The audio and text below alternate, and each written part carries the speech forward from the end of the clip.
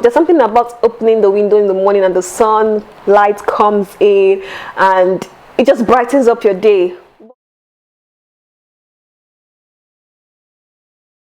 You see, I have receipts. Last year, winter is always going to come every year. We can't do anything about that, but we can influence the way we decide to react to it.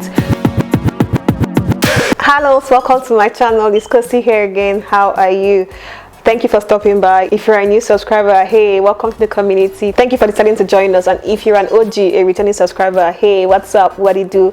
I hope you've been keeping safe since my last upload or since the last video that you watched.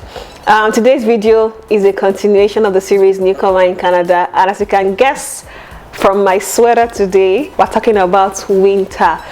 I'm going to be talking to you about how to survive winter in Canada as a newcomer. Why? Because I've survived one winter and I'm about to survive another winter, so I have first-hand experience. I can tell you what winter in Canada looks like, what it feels like, and share a few tips and tricks on how you can survive winter in Canada. Are you excited? Do you want to know what our winter struggles are? Then don't go anywhere and we'll get into the details of this video in a bit. Guys, I felt the need to talk about winter in Canada because, like I've said in so many of my videos, nothing actually does prepare you for what you would experience during winter when you arrive Canada, because Canada is freaking cold. I have broken this video down into different sections, and the first section that I like to talk about is the temperature. Now, I know in Calgary, Alberta, last year we experienced a temperature that was low as -40. So there's some places in Canada actually that go as low as -63. I hope to never live in such places, but in Calgary, Alberta, we have the temperature go as low as -40, and as you expect, it comes with a lot of snow. Now, the snow is not really the problem. I think the problem is the ice.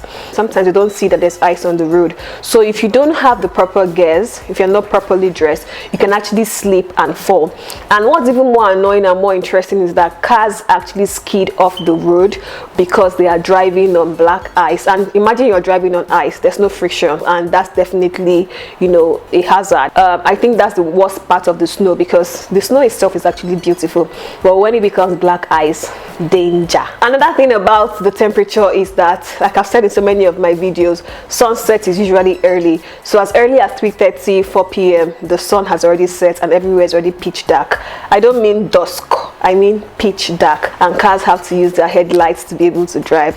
It's very, very annoying. And because the sun goes down very early, one thing I learned last year, and I'm doing that this year again, is always do your best to make sure that you have vitamin D supplements all the time. So you have to supplement for the supply of vitamin D since the sun is not there. Another thing is flu. So when it gets very cold, you know, there are chances that people will begin to get the flu. So there is usually flu shot that everyone takes, which is free of charge if you have your Alberta health card.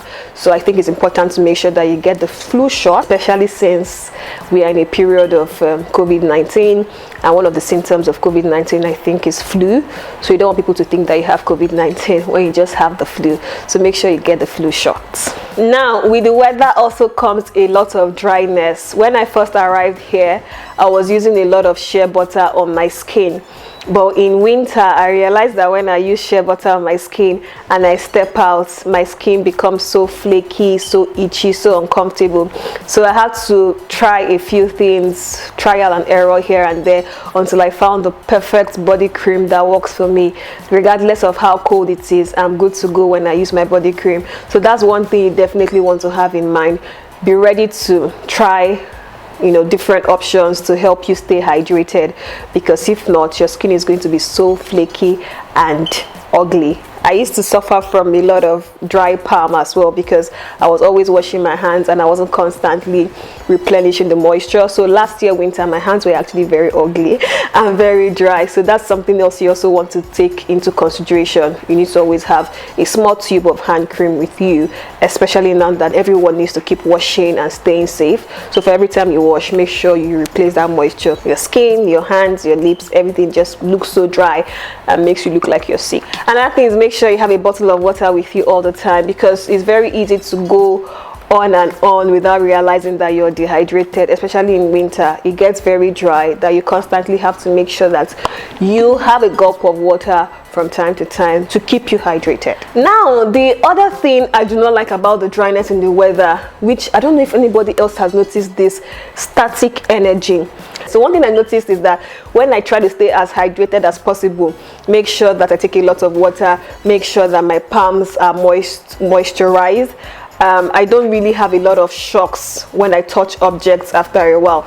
Something as simple as my camera can actually shock me in the winter. Static energy is definitely one thing that I experience a lot here, especially in winter. So staying hydrated, I notice, helps me stay away from the shocks and the zaps that happens because of static energy.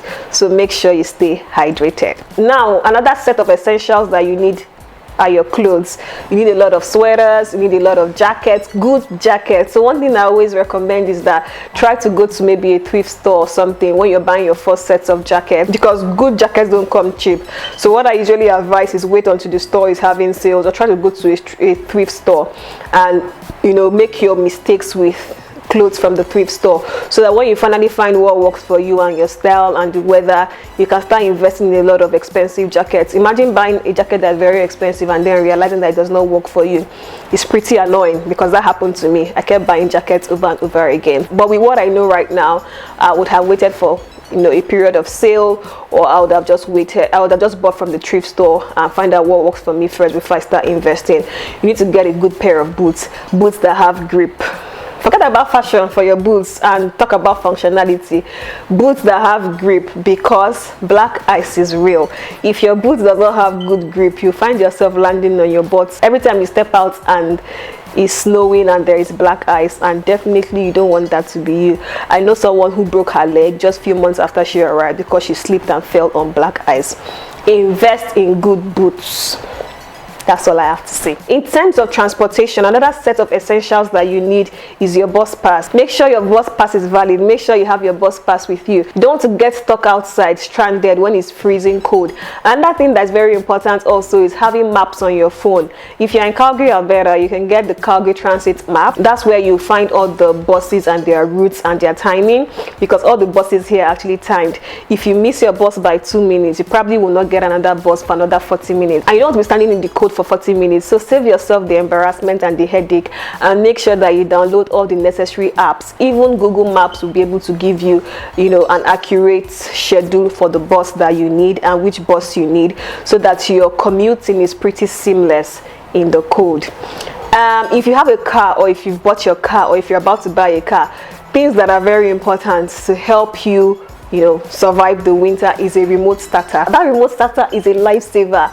You can start your car from wherever you are. So what that means is that if you know you are going out in 30 minutes, you can easily start your car from inside the house, especially if your car is not in a heated parking space. For instance, you parked outside, you can easily start your car, so your car can start warming up before you get into the car. That was something that after we got, our lives improved significantly during the winter. So make sure you get a remote starter. Very, very essential. And that thing is your tires. Make sure you change your tires to winter tires. I hear there's something called all-season tires that you can use both in winter and in summer, but I also understand that it's not as efficient as getting tires that are designated for winter. So if you're already driving, make sure you get winter tires, because black ice is real and you can skid and rotate and somersaults and cause danger to yourself and your family. Make sure you have the proper tires in the cold. And that thing I've noticed is that I've spoken to a few people who tell me that winter comes with depression. Winter brings a lot of mood swings. Why? It's dark early, there are limited social activities, you don't see the sun so much. There's something about opening the window in the morning and the sunlight comes in and it just brightens up your day. But imagine opening the window at 9 a.m. and it's still very dark.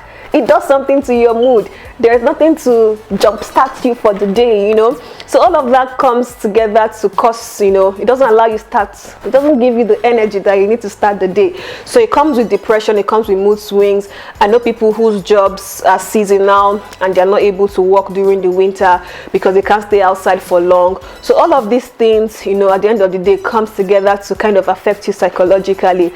So you need to also prepare for that. That's something that we need to be proactive about, to fight against, or to find measures of preventing or mitigating. You know, winter is always going to come every year. We can't do anything about that, but we can influence the way we decide to react to it, especially when it affects our mood. A few tips that I think might be helpful to use: if you have the time, learn a skill, learn how to make your hair, learn how to paint. I started painting, watercolor paint, I started making my hair, I started a YouTube channel. You know, all of these things are things that help me stay positive, that things that keep my energy level up. So I'm advising you to do the same thing as well. And that thing I think is helpful to do is to stay active. Try and register with a gym and try to go to the gym from time to time. I would have said take walks, but it's cold, so you shouldn't be outside for too long. So look for indoor activities that you can do that would help you stay active, because staying active also helps keep your brain sharp. So yes, don't allow the winter get to you, because at the end of the winter, summer will still come, and summer is so beautiful. Winter is long. Be proactive and learn a few things that you can do to help you stay positive. Learn meditation and yoga. That is definitely helpful. Okay, so with these few points of mine, I hope I've been able to teach you a thing or two that can help you survive winter in Canada when you arrive as a newcomer. I hope you understand what winter feels like a little bit. And that brings us to the end of today's video. I hope you enjoyed watching it. If there's anything else that you can relate with that I've said, please leave me a comment in the comment section below, or if there's anything that I haven't said that you are also struggling with, please leave me a comment in the comment section below. And if you enjoyed watching this video, do not forget to thumbs up, like the video, do not forget to share, because there's love in sharing, and do not forget to subscribe because it's free, and so you don't miss out on when I have new uploads in the future. Before you go, please check out my other videos on my newcomer in Canada experiences, because you may also find them helpful. Till my next video, stay safe, take care of yourself, and do not forget to always be kind.